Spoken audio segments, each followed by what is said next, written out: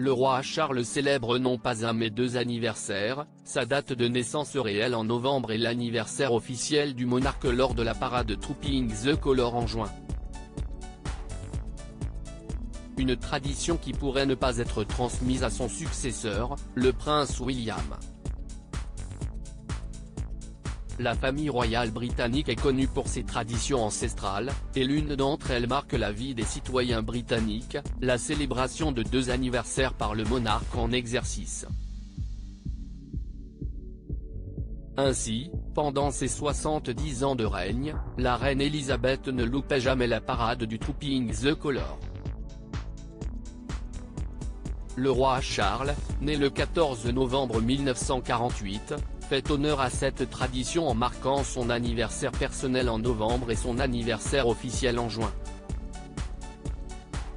Ainsi, la spectaculaire parade qui est organisée pour cet événement se tient chaque année et est suivie dans le monde entier.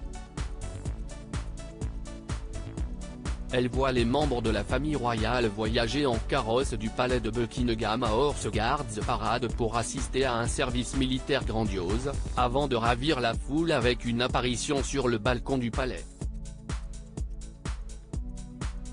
Pourtant, depuis 1748, les rois et reines britanniques ont marqué leur anniversaire et la parade Trooping the Colour en même temps, peu importe la période de l'année.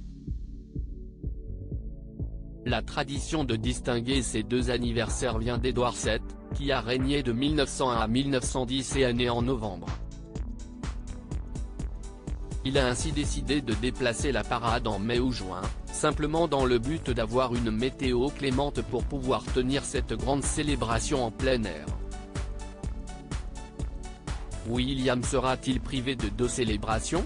Cette coutume de distinguer les 2 anniversaires a été réintroduite par le père de la reine Elisabeth II, George VI, dont l'anniversaire était en décembre, puis perpétré par la défunte reine, et par son fils ensuite.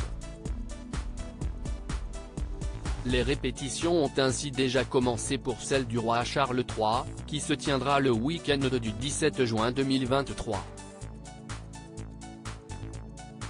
Cependant, cette tradition pourrait ne pas être maintenue lorsque le prince William montera sur le trône, comme l'a souligné le Mirror. Rien n'est encore certain, et les prochaines années nous diront si le futur roi choisit de perpétuer cette tradition royale ou de célébrer simplement son anniversaire le jour de sa naissance. Quoi qu'il en soit, ces sujets attendent avec impatience de voir comment cette tradition évoluera à l'avenir.